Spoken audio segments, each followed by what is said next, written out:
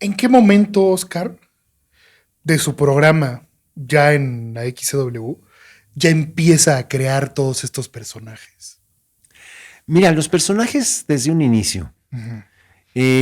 Ya traía atrás la suerte del Guasón del Teclado, y me refiero a la suerte por la parte creativa, artística, y en un proceso muy interesante que no era para niños. Estaba muy lejos de ser para la infancia. Era, como comento, chansonnier pícaro a la mexicana, que tenía mucho de la música así como un poco francesa, también había por ahí, vamos, varios elementos de fusión que hacía muy especial esta obra.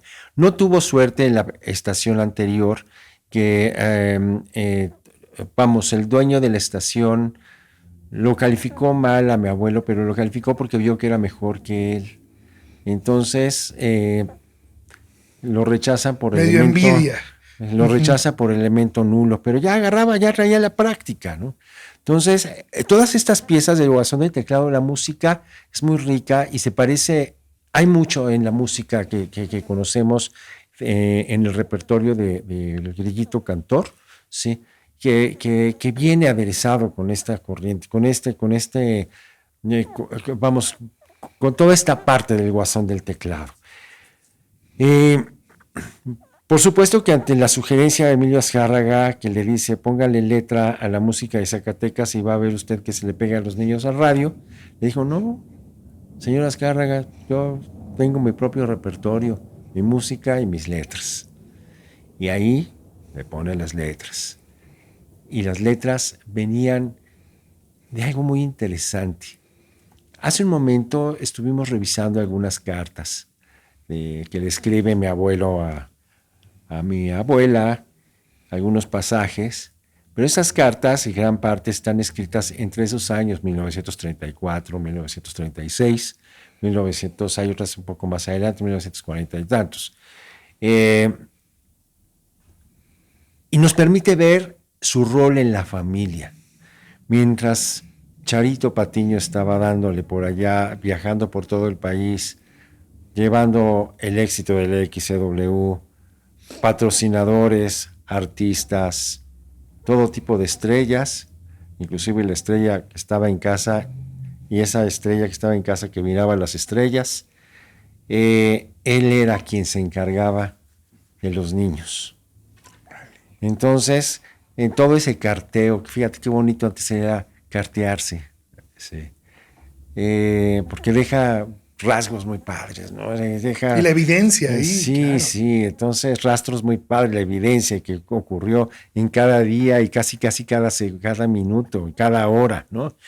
Eh, y va platicando él que a los niños les va llevando algunas cosas, que los va a dormir ahora, que les interesó cierta cosa, ¿no? A cierto tema, que el gato le manda un arañazo porque tenían un gato que se llamaba Toribio, le decía Misifú, como le dicen las canciones. Cosa curiosa, hago un paréntesis, fíjate cómo era tan respetuoso del costumbrismo Misifú. ¿Sabes lo que significa Misi o Mishi? Mishi es gato en náhuatl. Mishi es gato en náhuatl. Y Fu Órale. es cuando espanta a un gato y hace Fu. Es Mishi Fu. Es Missy Fu, que así dicen las canciones Missy Fu, y lo dicen los cuentos y canciones. Wow. Pero se llamaba Toribio. Missy Fu se llamaba Toribio. Era como decirle gato, gato, gato, pues Missy Fu, Missy Fu, Missy Fu. ¿Sí? ¿Y cuántos gatos no se llaman Mishifu? Uy, Yo tengo un amigo que su gato se llama así. fíjate, pues ya sabes de dónde Sí, viene órale. y el origen hasta en náhuatl.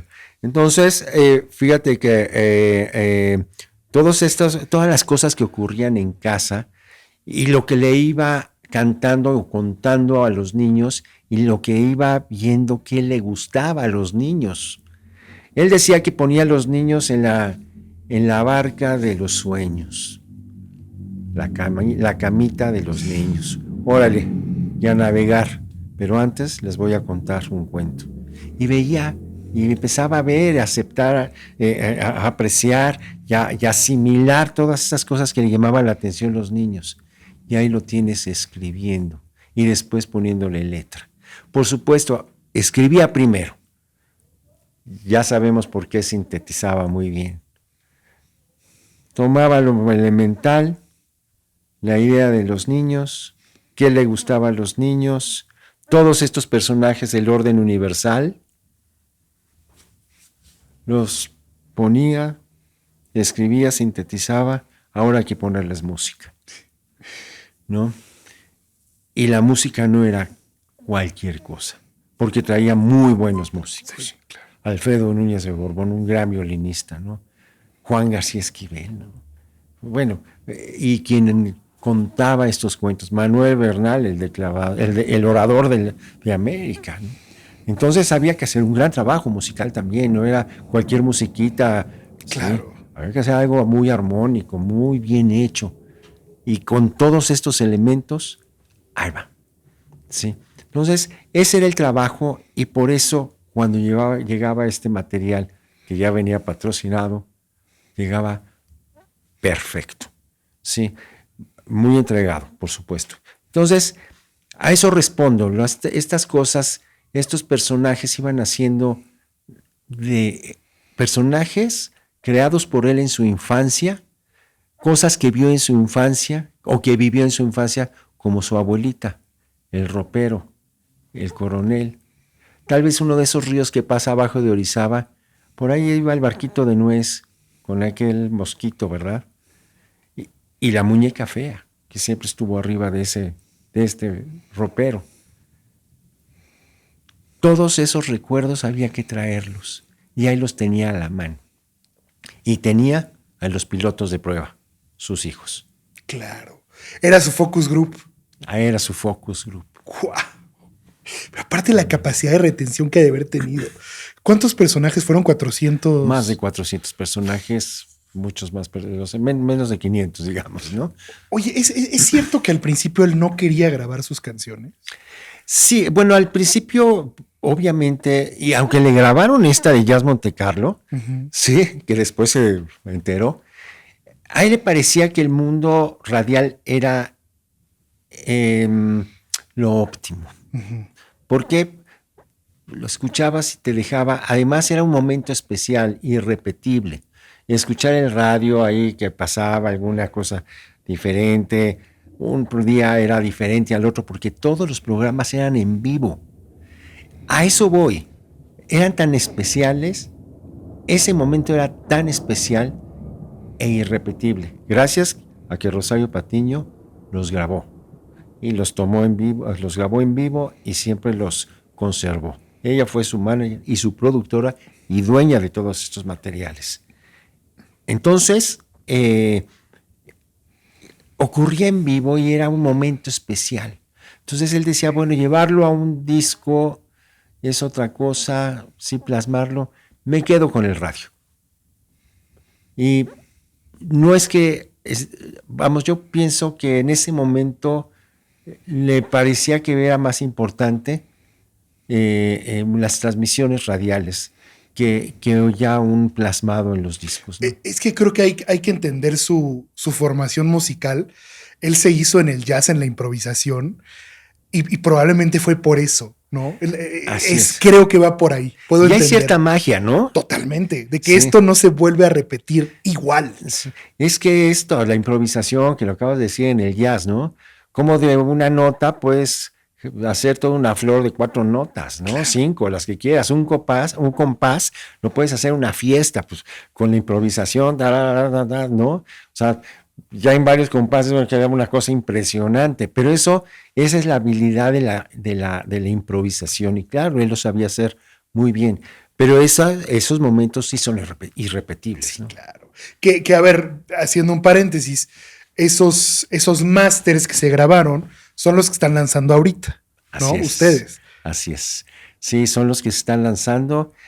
Afortunadamente, y cooperamos como pues nuestra propia disquera, y así es, Francisco Gabilondo Soler, como disquera, y bueno, con una codisquera también, Somother Planet, que nos ha ayudado muchísimo, y bueno, pues ya estamos ahí con la distribuidora en todas las plataformas. Pero mira, no nada más es la música, Javier, hay los cuentos también. Claro. Muchos dicen, es que tu abuelo era cuentacuentos. No, el cuentacuentos es el que cuenta cuentos de otros. Claro. Él era cuentero. ¿no? Claro. Él era un cuentero. ¿Y qué pasa? Que había cuentos que los dejaba tal cual. El cuentero es el que hace los cuentos, ¿sí? Y hacía esos cuentos que los narraba Manuel Bernal, que son similares a los que encontramos después más adelante grabados en los discos. Pero de todos estos cuentos, durante 27 años que estuvo en el radio, ¿sí? Todos los cuentos son diferentes. No hay uno repetido, todos son diferentes. Imagínate cuántos cuentos hay. Miles de hojas. Entonces, y las canciones son cuentos cantados, ¿sí? Por supuesto, ese era su formato, ¿no? Entonces, eso le da una originalidad al producto así terminado, ¿no? Que con todo este tema que estamos hablando de la improvisación, ahí lo tenían. Y esto lo escuchamos desde los cuentos y todo en estas grabaciones, en vivo, con errores, ¿eh? Eso es lo valioso. De repente que se le fue, o se rió un músico, Claro, o no le salieron bien las campanitas, o están narrando un cuento y dicen, bueno, hay una parte donde dice, es que ahora ya nadie gana bien. Dice, bueno, ni los músicos, y los músicos se ríen, ¿no? Y ya solamente la gente va a poder viajar en burro, ¿no? Los ricos solo en aviones, y los músicos ni se ríen, ¿no? Sí, era toda la broma que se armaba en la cabina, sí, ¿no? Y si oyes de fondo, y por supuesto que esta parte en vivo lo hace más interesante porque ese Carlos Max Alpiste, que era el efectista, y que hacía unos efectos extraordinarios. Que esa chamba era bien importante en el radio. Súper importante. Había dos efectistas, Carlos Max Alpiste y el otro era José Luis Peinbert. Ok. Siempre tenían un equipo de más. Y resulta que estos efectos le dan algo especial y en cada transmisión en vivo son diferentes. Los niños, o sea, si es un niño llorando, suena diferente. Si es un burro chillando, suena diferente. Claro. Si es una puerta cerrándose, suena diferente. No había grabaciones para hacer todos estos efectos, ¿no? Entonces, de repente que un gallo, pues sonaba el gallo y claro, era diferente. Y lo recreaban ahí a veces, ¿no? Sí, o sea, pero era un efecto en vivo hecho por uno de estos actores, ¿no? Sí. Era pues, simpaticísimo, pero por ejemplo, llegaba la siguiente canción de La Cocorica, que es una gallina y que sale precisamente un efecto de gallina. Lo oyes este día lo oí así, y si dices, ay, voy a oír La Cocorica y voy a oír el mismo efecto, no, señor, no era el mismo, no claro, es el mismo, claro, ¿no? claro. Hasta le salía mejor. Sí. Entonces claro. Eso lo vuelve especial. Además, ganarte a la gente en un momento en vivo es algo que lo tienes que escuchar. Sí. En ese periodo mi abuelo se tenía que ganar a la gente. Francisco Gabilondo Soler tenía que ser el artista porque tenía ese compromiso personal como artista, como profesional, como músico que él se había preparado a su manera, ¿sí? Y también tenía un compromiso con los músicos, que son todos muy buenos y muy buenos efectistas, y porque era la XCW, que era innovadora en ese entonces, y porque tenía un compromiso muy grande con mi abuela, porque te traía los patrocinadores, ¿sí?